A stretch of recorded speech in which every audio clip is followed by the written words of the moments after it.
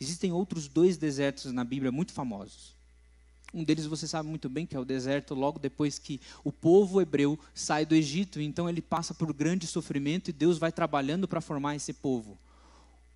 O segundo deserto é o próprio deserto que Cristo passa a sua tentação. No deserto, a nossa necessidade é provada. A gente tem fome, a gente tem sede. Deus trabalha em nós e na nossa dependência dele. No deserto, a nossa autossuficiência é humilhada. Deus faz a gente entender que não existe glória na areia quente nem na noite fria.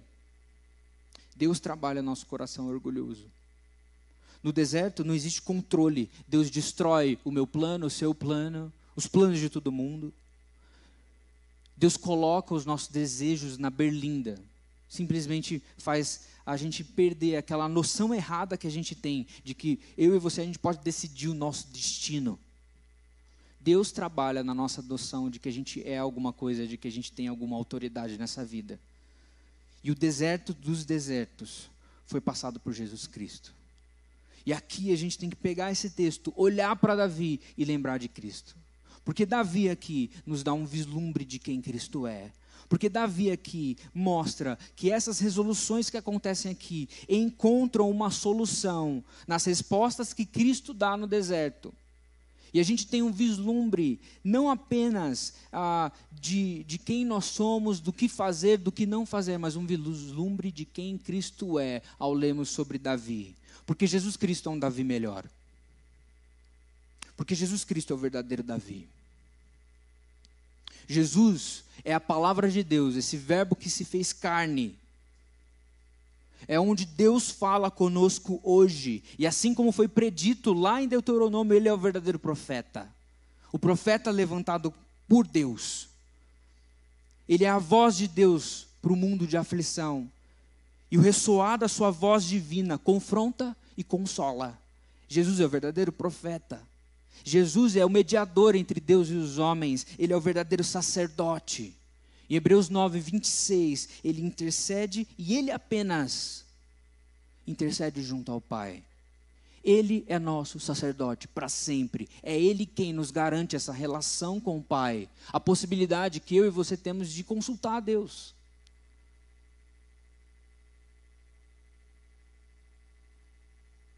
Jesus Cristo é o Rei do universo. As suas poderosas mãos são as mãos de um bondoso Rei que ama e se entrega pelo seu povo. Em Filipenses 2, do versículo 5 ao versículo 11, aquele cântico ali que o apóstolo Paulo está reproduzindo, mostra para a gente a jornada de um Deus que abre mão da sua glória, vive entre nós, atrai proscritos, atrai indesejados e então consola o seu povo. E Deus o exalta por conta do sofrimento que ele passa.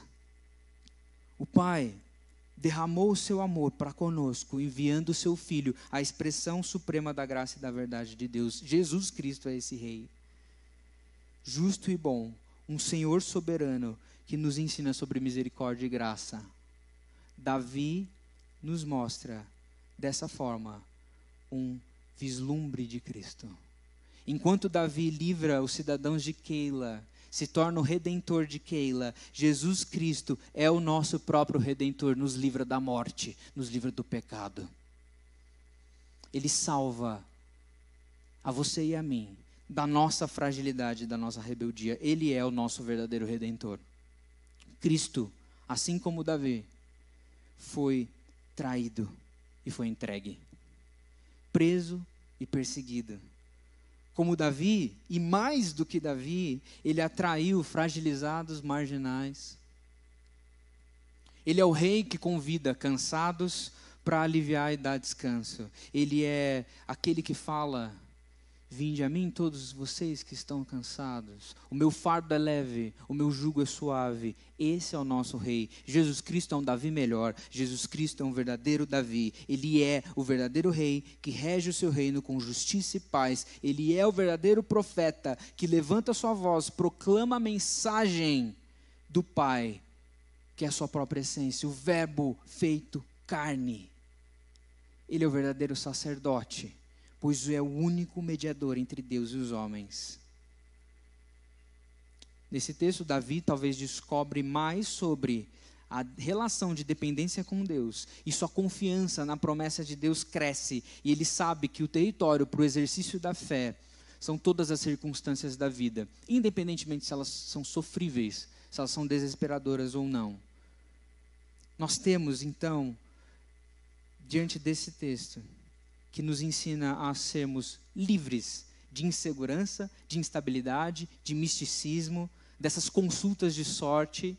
E então, a gente pode entender que Deus nos ensina a termos um relacionamento com a sua palavra. E firmes na sua palavra, consultando a Ele, a gente possa ter uma vida de uma segurança consciente em Deus. Eu não sei se você vai passar por desertos piores do que você está hoje. Eu sei que você vai passar por desertos. Mas a palavra de Deus, ela nos revela que cada deserto é uma oportunidade de entender o que Deus faz. É uma escola de Deus para nos ensinar e nos moldar e nos tornar mais aptos para entender a dimensão do relacionamento de Deus, os mistérios da salvação, tudo aquilo que Deus tem feito conosco. E para que nossa dependência em Cristo cresça cada vez mais.